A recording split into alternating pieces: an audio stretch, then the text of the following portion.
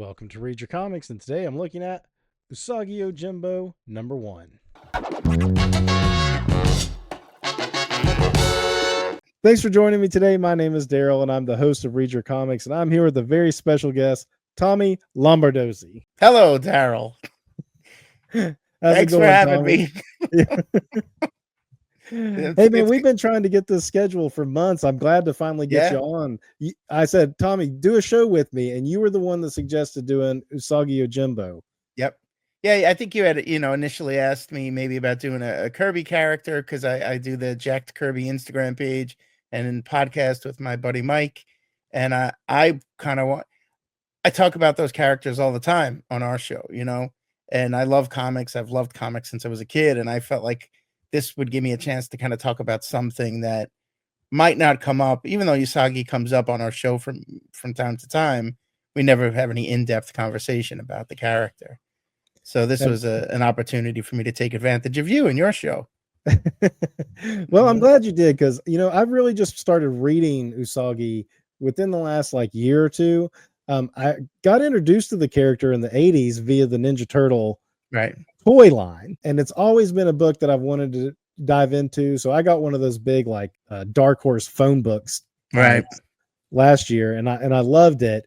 And then you suggested that you wanted to do Usagi #1 from Fantagraphics. So I got this trade paperback, which is actually volume 2, but it includes issue 1 of that series. 1987 is the publication date, right? Well, I don't know what it is in this. The publication date of the first issue was 1987. The character debuted in 84, and he appeared in a couple of different comics before he got his own title at Fantagraphics Books, which was the issue that we're going to talk about today.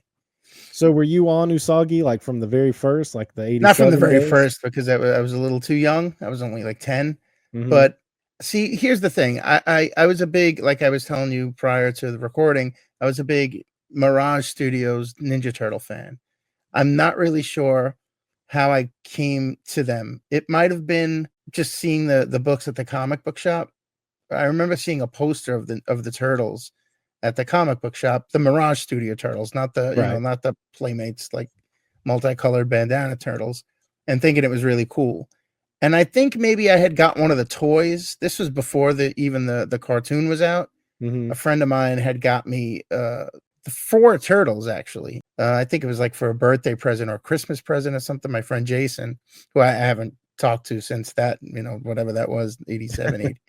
But he had got me those turtles, and I'm like, oh, I know these guys from seeing them in the comic shop. And then I just started diving into their books. I got the first publishing collection of they had the 4 books, which was the first, I think, 12 issues of Turtles, maybe. So that's how I got into the Turtles. So I knew them. I knew Mirage Studios. I don't know where I first saw Usagi. I couldn't tell you.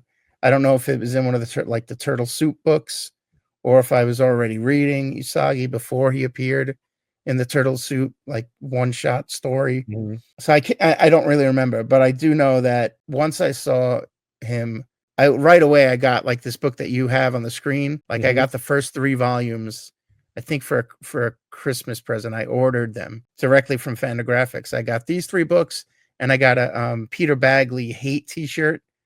If you know that, that character. Yeah. I got a T-shirt of that because it was a little order form in the back of one of the comics or something. And so my grandmother wrote a check for me, and I was hooked since. And I have this love of the Japanese culture and Kurosawa movies, and that probably all started with Usagi.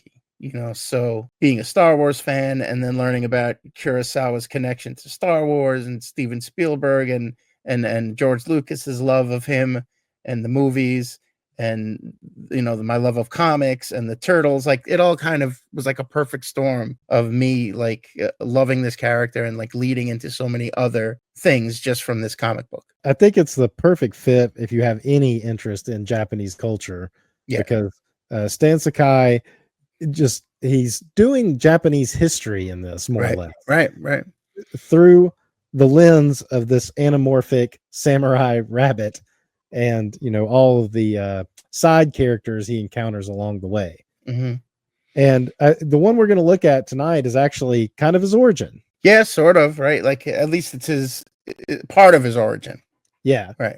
It seems like what I've been reading, because I've mostly read the Dark Horse stuff so far. I'm in volume 2 of it, and it seems like he'll do like kind of a present day story, and then he'll do something reflecting back on his childhood and training and so forth, or early days, right? And but it all kind of meshes together.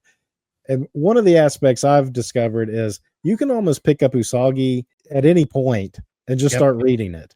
And I think that's one of the beauties of it. It's like reading like like a Charlie Brown strip or something. It doesn't matter if you Archie comic or something. Yeah, or you picked one up in 1980, even though it's been running since the 1950s, and you can get into the characters and follow along for the that week's adventure or whatever. Right. I think within the last few years, they're back at Dark Horse, right? Mm-hmm. Dark Horse is printing in their color, which I'm not crazy about the color, only because I loved these black and whites, and I feel like the black and white artwork really shows off Stan's artwork, which is amazing, But I have noticed, like, by picking up those issues, because I didn't start from, there's so many. I think there's like altogether about 400 Usagi comics. Like if you were to like count every single one of every different volume in every company, something like that, like 300, 400. So there's some that I've missed, I have some of the collections. I have some of those big IDW reprint books. They're great, beautiful. But I'm like, oh, he's got a son now and he's a teenager. So I missed kind of a lot of shit, but it doesn't really matter because just like we're about the same age. I remember the cool thing about reading comics when I was a kid was that when you picked up a book and you jumped right in the middle of a Spider-Man comic, let's say, and you are introduced to a character, you're like, oh, now I got to know more about this character. So I got to go digging in the bins, and you go backwards and you kind of piece it all together. And that's kind of the fun of the format, the art form of comic books, you should be able to enjoy it on its own, but it's part of a larger tapestry. And, and like you said, you could pick up any, and you could right away, you'll know I like this and I want to know more, or I don't like this. But I feel like if there's no reason to not like this. I agree. And so I'm saying to anybody that's never read Usagi, you don't have to start with this volume. Although, I mean, technically this is volume 2, and it is, like I said, kind of an origin story that we're going to see, but you do not have to start here. You can start in another volume and you'll be thrust right into his world and you'll pick up on what's going on with no problem. I mean, you could go in the comic shop now and pick up the latest issue, and that'll be sufficient, And also feel like, I'm sorry to cut you off. Like, I want to kind of, because of his association with like the Ninja Turtles in the early 90s and the cartoon and, having a couple of the toys in their toy line and stuff, which I own, of course, I don't want people to think like this is Ninja Turtle stuff. Like, even though they have crossovers, like this is a far more complex book than the pop culture Ninja Turtles, like it, like you said, it delves into history, folklore, myths and legends of Japan. Like there's a lot here and it's presented beautifully. So I think some people might be like, oh, talking animals, like that's silly shit. But you don't even realize that. Like once you're reading it, like you stop realizing, oh, this is a fucking boar, and this is a goat or whatever, A lot of cats.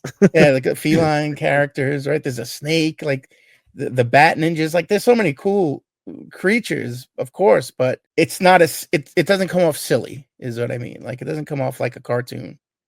Yeah, I would agree with that. And where the turtles were kind of satire in themselves, right?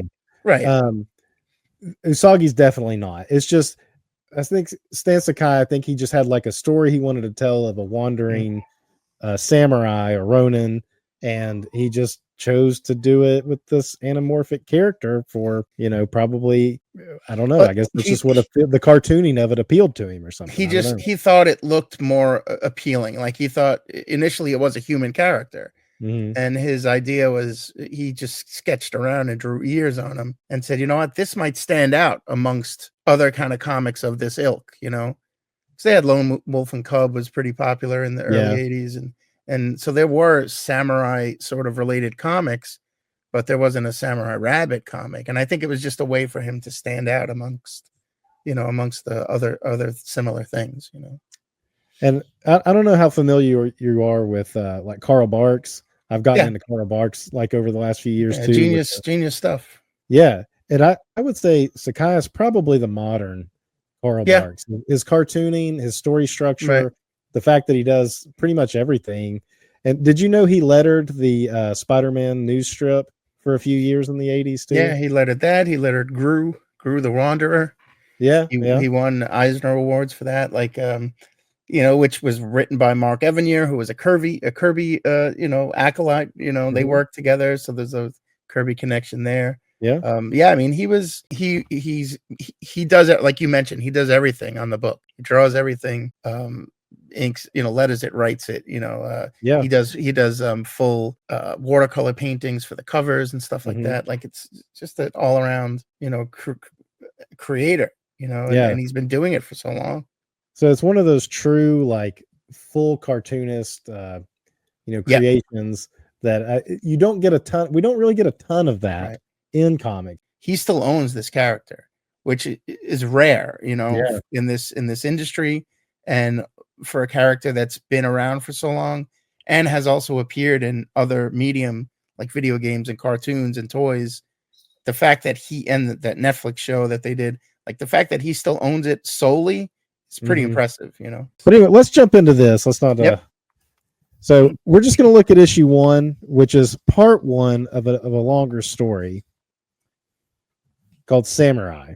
So cool. And we got a young Usagi right off the bat here. I mean, he's like smaller.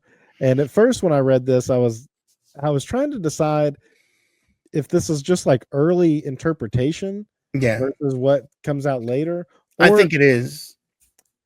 So he was always kind of smaller like this, you think? In the earlier comics, and these specifically, like this era, he tends to be a little more, artwork wise, he tends to be a little more restrained as far as having them look like cuter and smaller and so on and so forth. Like if you pick up a Usagi comic now, he doesn't look like that. Yeah, they're more human proportions, even on the cover. He's taller. He is here. Right. And I think this is just because it's early on, like it's the character and his artwork style is all going to kind of evolve, Yeah. And I actually prefer this Usagi than to like the current one, the modern day one, which is a little kind of taller and longer and looser. I think his artwork's gotten a little bit looser, but like, look at that page, man. Just beautiful. Beautiful scenery. The way he draws nature is really great. Simple, it's black and white. There isn't a lot of gradient. It's just beautiful. Just an excellent craftsman, excellent artist. I fucking love it. And the varying degrees of line weight, so the characters still like pop out even in black and white. Without having to like do too much blacks in the background. But as you said, like the nature, I mean, just even the touch of cloud in the sky, all the plant life, it is pretty detailed. And so cool. Again, 1986 is when this page was at least drawn. Right. It's got it down there. So, and it starts out they're having like a standoff. A duel. Yeah. And all the detail again is we're going to go through so much of this of them colliding here. I love the backgrounds that he uses and employs for speed and motion. Like this one, I just feel like they're swirling the swords around. Right. Just like coming at each other and like speeding towards each other, And the great thing about this 2-page, these 2 pages here, it's like there's no dialogue, right? And it tells exactly what's happening.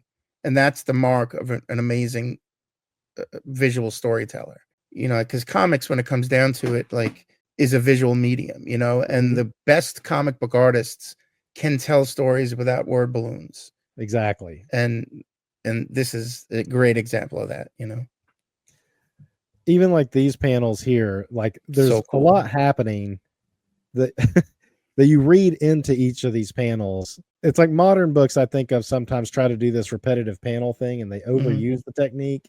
And here he uses it just like perfectly to where they've both had their attack and there's a moment of pause and then the boar character collapses. Right. You're supposed to wonder, like, wait, who landed a blow? Did anybody land a blow? What's going on? Oh, okay.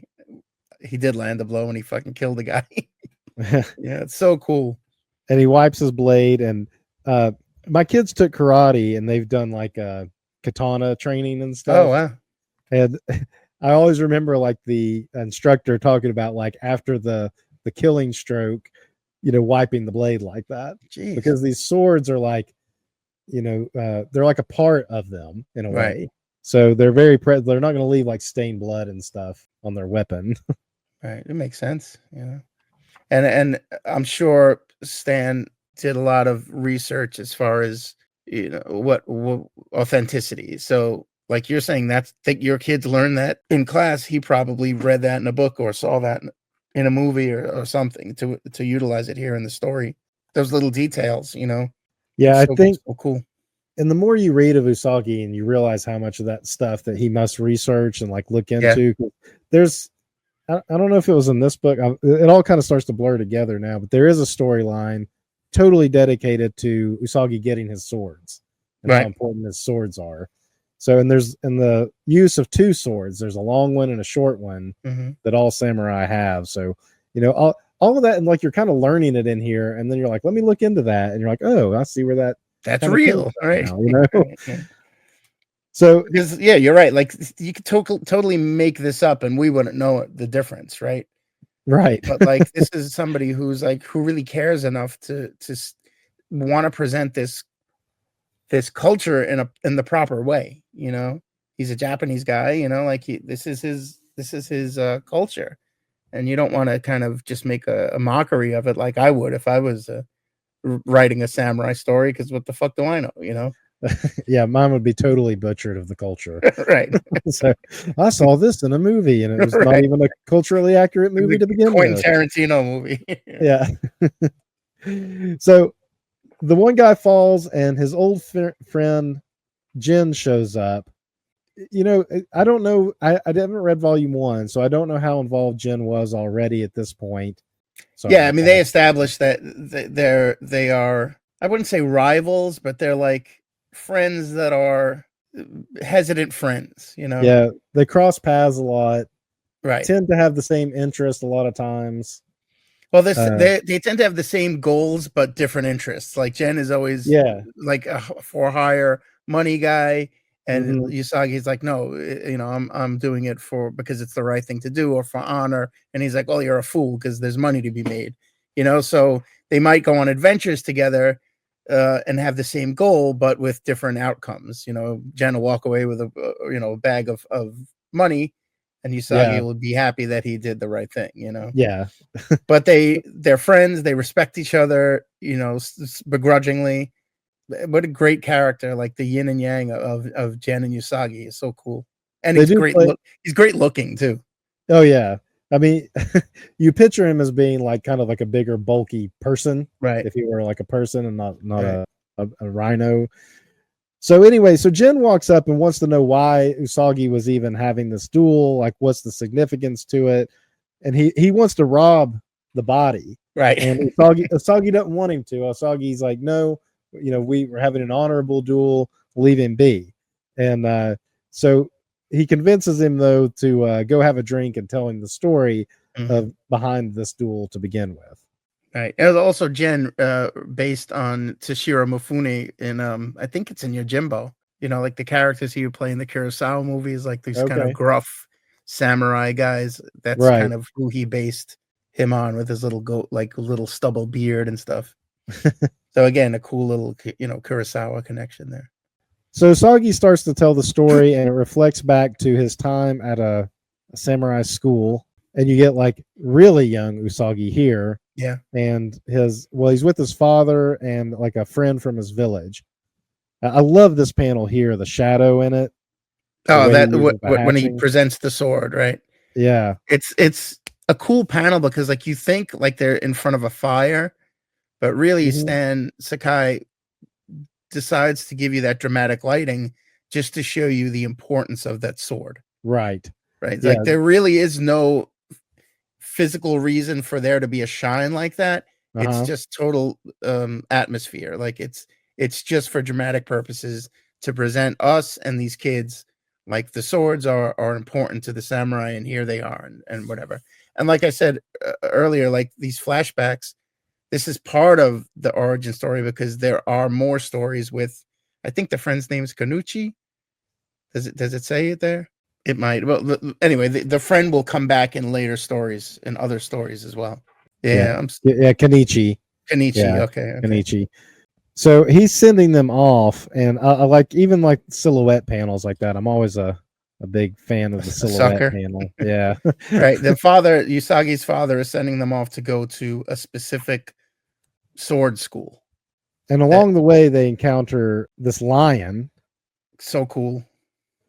Who is actually getting into like a little bit of a beef with other members from the school that Usagi and Kenichi that they're supposed to go to. Right.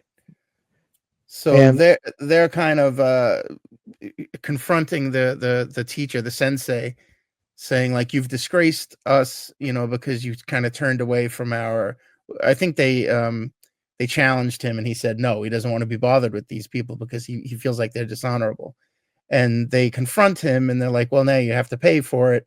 And the kids are watching this happen, and just first of all, great artwork, again, beautiful sequential storytelling. And he's like, you're a bunch of fools and this and that. And then they attack him, and he just eviscerates them. Yeah, with little effort by looking little effort. Face. And that panel of him slicing those guys up is so cool because, like you said, very little effort. He's not grunting or groaning or yelling, but you see these guys just going everywhere, and he's just slicing them up. So cool. And I love when Stan does these just a thin line to show the motion of the sword spinning around. That becomes like just a regular tool that he uses throughout all the Usagi I've read. And then the faces as characters get killed. Yeah. Very comical, Yeah. Now I don't think it happens in here, but I always love the skulls. Yeah. It's like a word balloon with like a skull in it. So that must be something that he introduces a little later, but I love when that stuff happens. It lasts throughout. So like if a cat character dies, once he dies, he's thinking of his own skull. Yeah. It's such a cool image thing, and it's funny, and it's sort of macabre, but it's very cool, very funny. And it's like there's a heavy bit of violence here and everything, but it's done in this way, and it's never bloody. It's never too bloody. I mean, there's a little bit of blood wiping off his sword, but it's never gory or anything. And it's always something like I feel comfortable giving my like 8, 9, 10-year-olds this to read. Some of the themes might be heavier than they're ready for, but it's still, I think, digestible at the same time.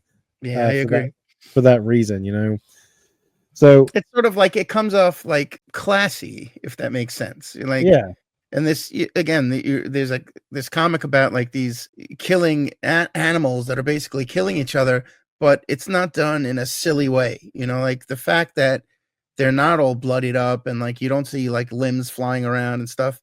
I think it lends a little bit of like class to it, a little bit of like subtlety, that helps a lot. I think that helps just land the story and the characters.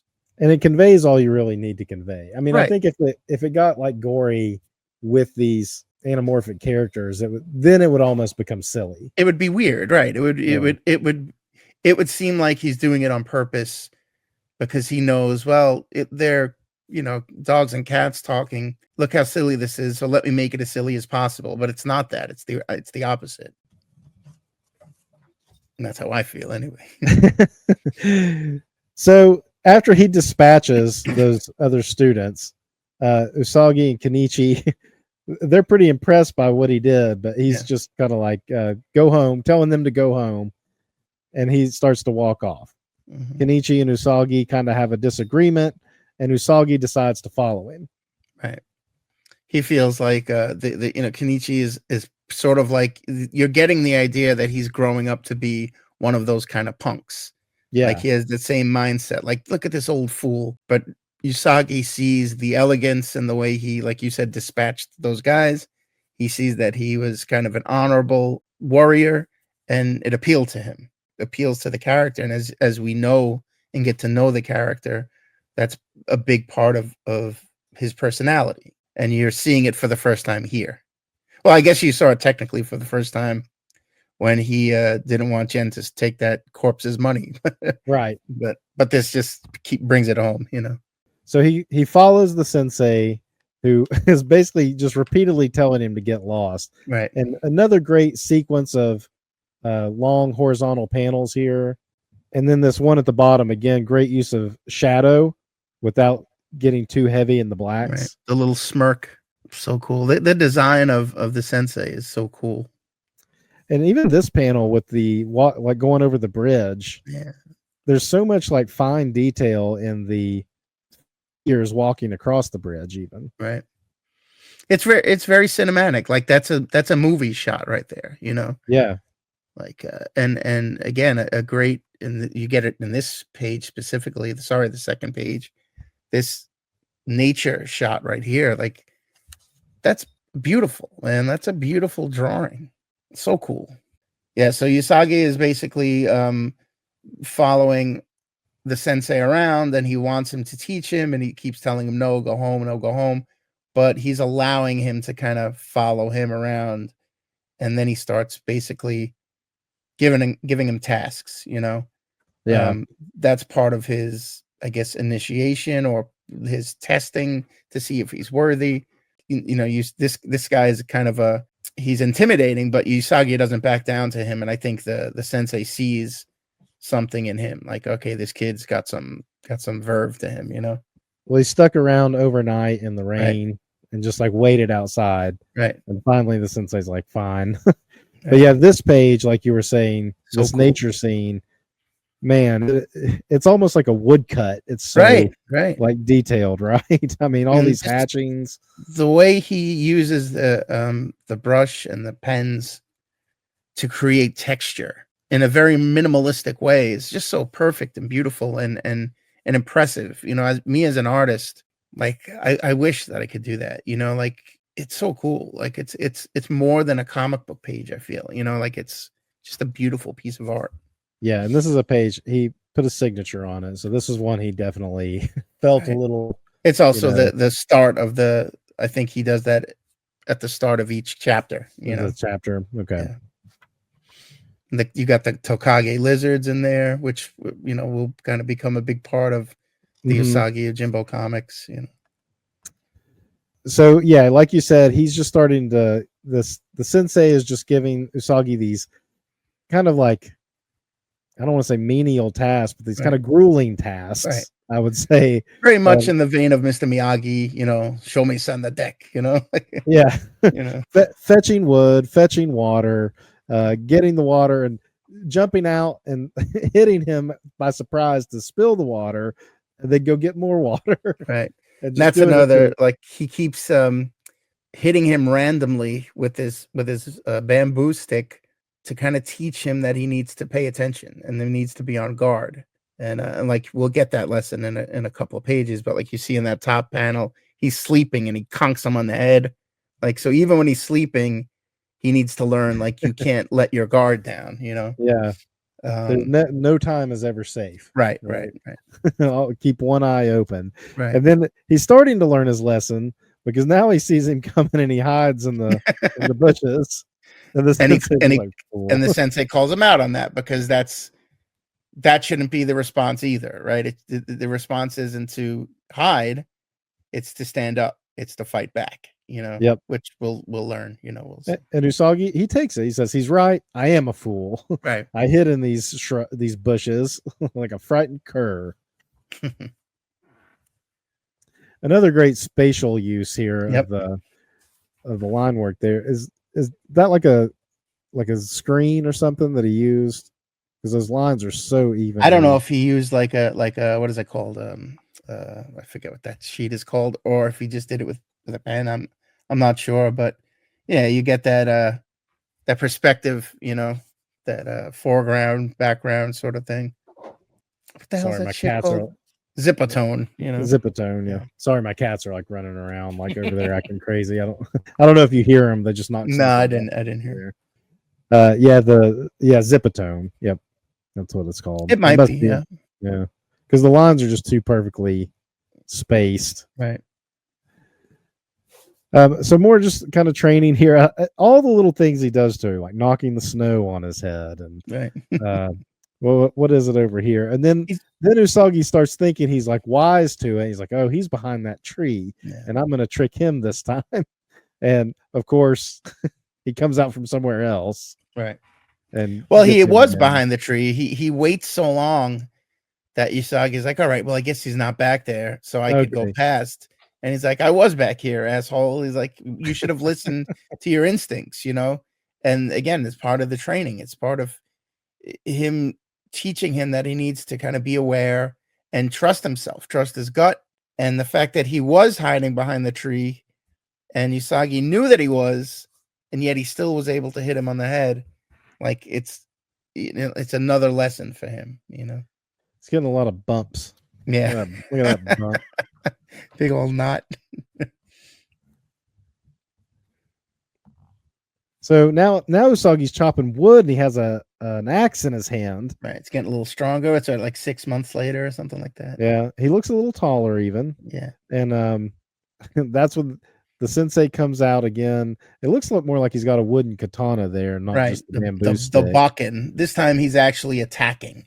Yeah. Like it's not just him surprising him and clonking him. He's actually yelling and going in for an attack to kind of test Usagi.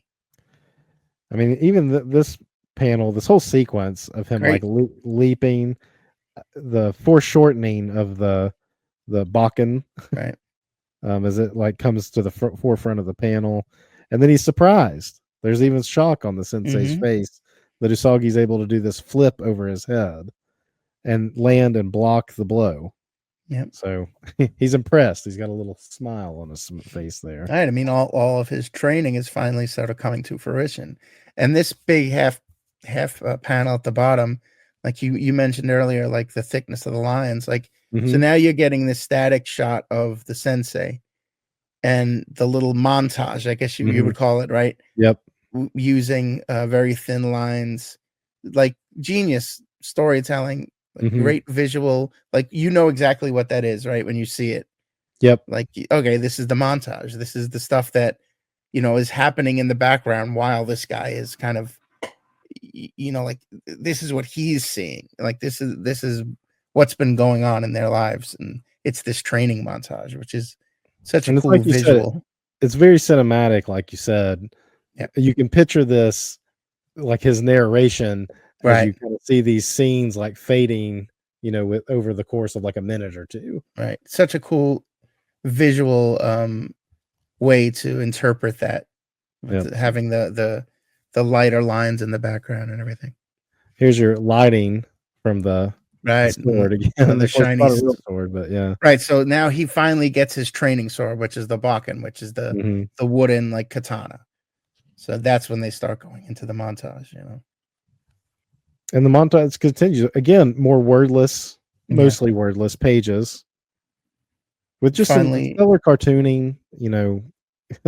This is finally where he allows him his first duel, basically, and it might say up there like I was with him for 2 years at this point, doesn't it? Like in the caption, 2 years. I was with him for 2 years before I struck my first blow. Right.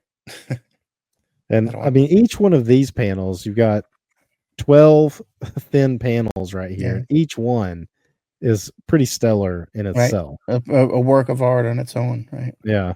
I mean, you could blow it up and like each one would feel like a complete drawing, And I love also the way that page is broken down. You got this quarter, like this quarter panel on top, all those little rectangles, like you mentioned, 12 of them, and then an oblong rectangle at the bottom. It's just a cool layout of a page, of him charging. Right. Yep. And finally, I guess he gets a blow in right here because the sensei, he goes down. Right, the gut. Yep. And he says, "Forgive me." Now he's like worried, and of course, showing mercy in the duel. And he's happy. The sensei's proud of him. He did it. Yep. So then we come out of the flashback where Usagi's kind of wrapping it up. They're still over the body of the guy that he killed, and Jin's kind of like, "Well, what did all that have to do with this? This is what I asked about." Right, and they never tell you. It's to be continued. So that's the end of issue 1. That's issue 1 right there. So it definitely leaves you hanging. It's like there is a complete story here of Usagi with his sensei, but it's part of like, this longer thing that I think is about 8 parts, if I'm not mistaken here. Yeah, I don't know how many issues are in that collection there. I think it's the first 6. But not all of it is the samurai story. No. Right. 7. I mean, most of it is. I think about half of it is the samurai story. Oh, it goes on. Yeah, so the samurai story ends here, and then you get some other good stuff. This one's good. Yeah, Kappa. Cool. That's a good one. The good like ghost story. And I believe this one has the Godzilla story in it too. Oh, Zilla. Yeah, Zilla. Yeah, there it is. Yeah. Zilla. So that's a good one. Funny. I mean, that's just like a kind of a throwaway little joke, but very cool, very funny. Yeah, I like these little one-off kind of between bigger stories too. Yeah, of course. They're entertaining.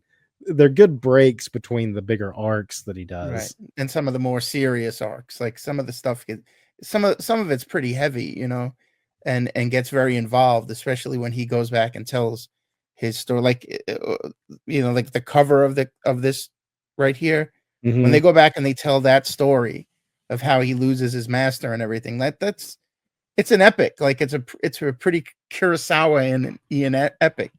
And it's not lighthearted, but then you get those little lighthearted, like 1 or 2 page strips, like the Zilla strip and whatever, like that kind of gives you a little breather, And something about this story too, actually, I think I was reading volume 2 of the Dark Horse, and I think that's when you mentioned like, hey, let's do issue 1. So I got this trade paperback to read, and actually this samurai story connects back to that volume 2. It goes back to that battle that we're eventually going to lead up to with Lord Mifune, I think is his name. Mifune is that was Usagi's guy, right? Yeah, the guy who he chops his head off. Exactly. Yeah. And that happens in this, and then in that volume 2 of the Dark Horse series, which must have come probably 6-7 years after this. Much later, yeah. It goes back to that. Yeah, I mean, it like happened that my reading kind of like overlapped, because when I got to that, I was like, wait, did I read this earlier? And I was like, oh, because I read it in that Dark Horse book. That's kind of like I mentioned it earlier. It's kind of the cool thing is that they do kind of go back and tell, like they fill in a lot of the gaps as the story is progressing. Yeah. So it's non-linear, right? So you're not getting like, all right, here's all of his origin story, and then we're gonna go and catch up to modern day times. It's like, no, you're in a modern day story, well, modern day for them anyway. And then you kind of go back and get a story from his childhood, and then you're back into modern day, but then you go back and get a story from when he was a samurai under the Lord, and like it's just all these, it's a tapestry, like all these different times in his life that kind of come together, and it's I mean, it's a character. The character's been around for almost 40 years, and he's been in publication for a lot of those years, and Sakai is telling one big story. So every time he goes to a different company or takes the character to a different publisher, he doesn't start fresh. He doesn't do the Marvel episode, go back to the beginning and retell the fucking origin.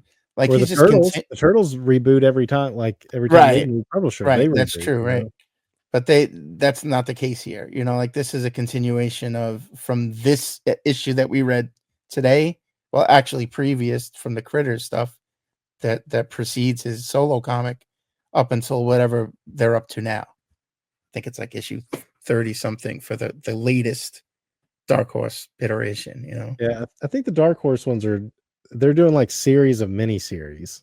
Yeah, they do that for collection purposes, that way they could easily put them in a trade, Mm-hmm. 4 or 6 issues. I think the last one that I read was it was a space Usagi that came out last year. It was a graphic novel trade that was Mm-hmm. a single story book. It's pretty good, And that's Mm-hmm. another thing. Now you get like future Usagi stories, Yeah. which are connected to these characters as far as lineage goes, but they take place in in space, which is really cool.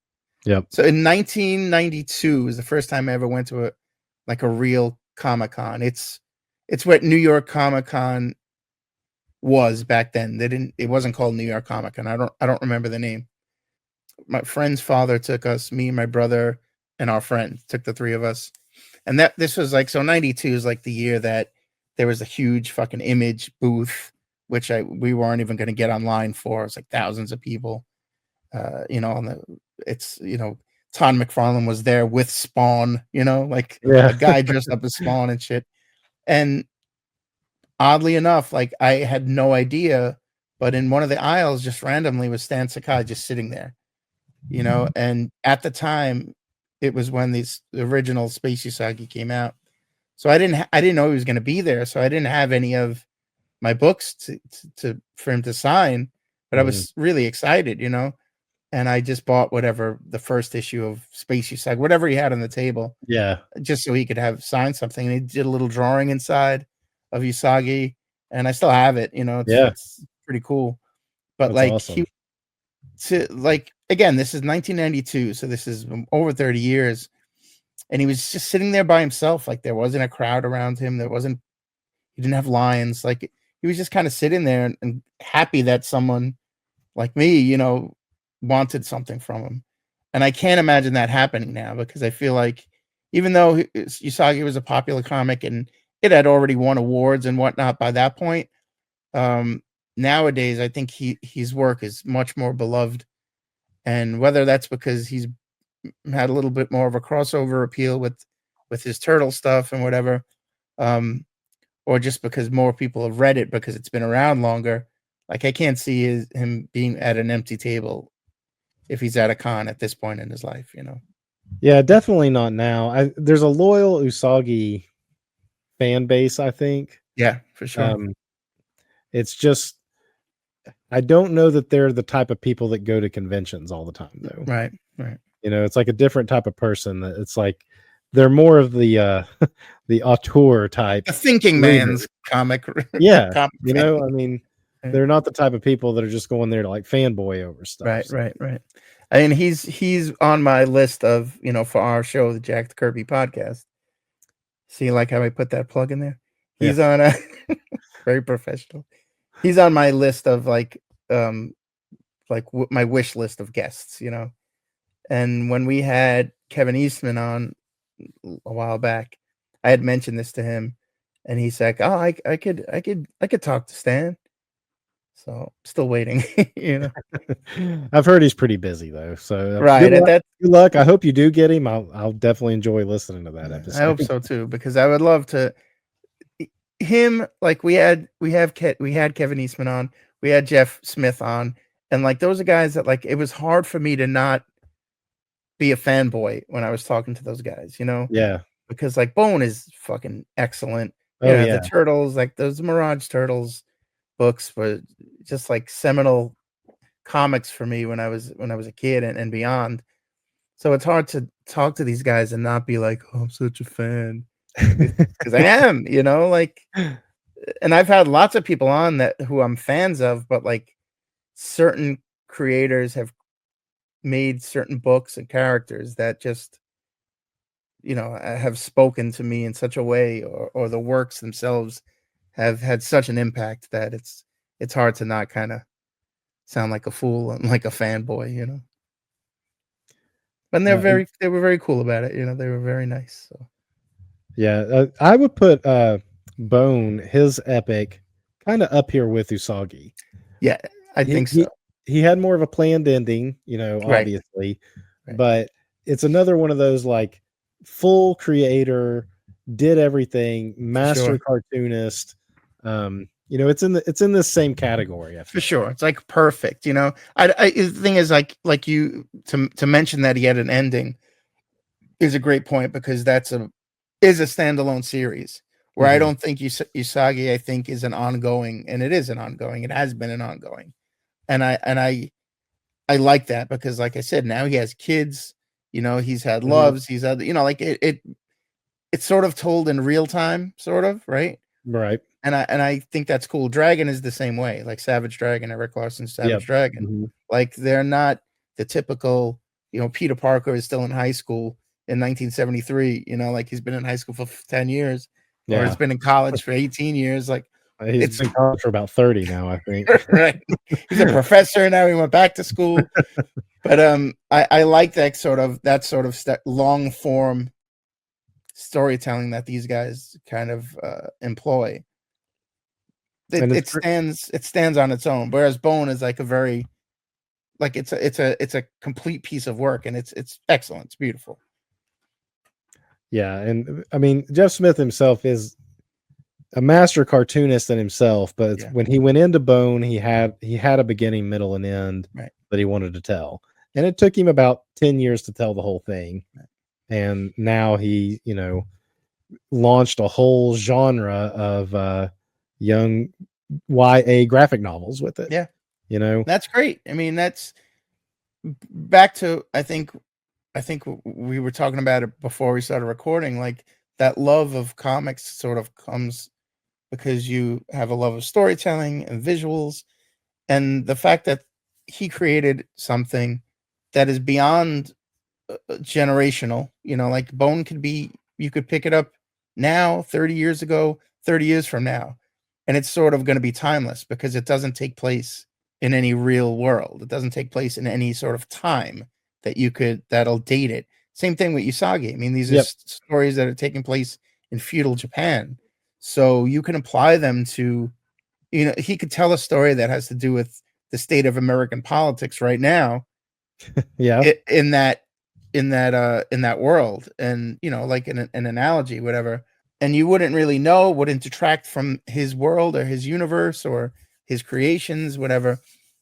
But that, placing it as this kind of timepiece winds up has that timeless effect, I think. Like you're saying, I don't think like Dark Knight Returns is timeless. It's great. It's very much set in 19. Very much an 80s book, same thing with like Watchmen, like great books, beautiful works, seminal works in the industry. Locked into the Cold War. Very much so. Very much locked into the era that they were created, and that's not a bad thing, like that. No. That's great. But when you could have something like Bone and have it be a beautiful, like, beginning, middle, end story, and then spin that off for younger readers to get in, to get into reading and to get into comics, like I know, like you and your kids, we talked about, like, that's so cool to me. Like, that comics could be a gateway to so many other things, literary, just like Usagi was a gateway for me into Kurosawa movies and Japanese culture and stuff like that. Sushi. Well, Tom, you got any final thoughts on this first issue of the Usagi Yojimbo solo series? I just think it's a great story. So excellently executed. You like that iteration there? It was nice. Very Stanley-ish. Just beautiful artwork. Like, I can't stress enough, like, what a great artist he is. Again, comics are a visual medium, and like this is very satisfying, and if you like it, you want to read more. Like, it sucks you in. Like, it has that, it's not necessarily a cliffhanger ending, but it's inviting you to learn more about the character. Like, you get a little taste of the origin, you get a little taste of where he's at now, and that there's more story to tell. And that's a great opening, first issue of anything, right? That's what anything should do for the first time you read it, Well, I'm glad you talked me into doing this, because I was, like I said, I was in the middle of Dark Horse Volume 2 phone book when you suggested this, so I picked this up. I'm glad you did, because I really enjoyed this. This whole trade paperback it's pretty quick to read in general. Yeah. So thanks for coming on the show. Oh man, thank you. Suggesting this one. Tell the people one more time where to find you. We're on Instagram at jacked_Kirby, Jacked Kirby. We post every day, new episodes of the podcast every Thursday. Daryl's been on. He'll be on again, I'm sure. Right now, we're taking a little bit of a break because I'm waiting for our next episode is 275, and I'm waiting for a guest, waiting to hear back. So until that happens, we're kind of a little bit of a hiatus. But you can find us again. We post every day on Instagram. I'm on Instagram at Tommy Lombardozzi. I'm an artist. You could hire me for all your art needs. If you need a drawing of Usagi Yojimbo, I got you. And definitely check Tommy out, not just the Jacked Kirby, but check Tommy out on Instagram too for his artwork. Thank you, brother. And until next time, read your comics. Thanks for watching. If you enjoyed my breakdown of this issue, you can support the channel by hitting subscribe. It costs you nothing and helps other comic fans find the channel. You can also visit readyourcomics.com for cool merch, like this.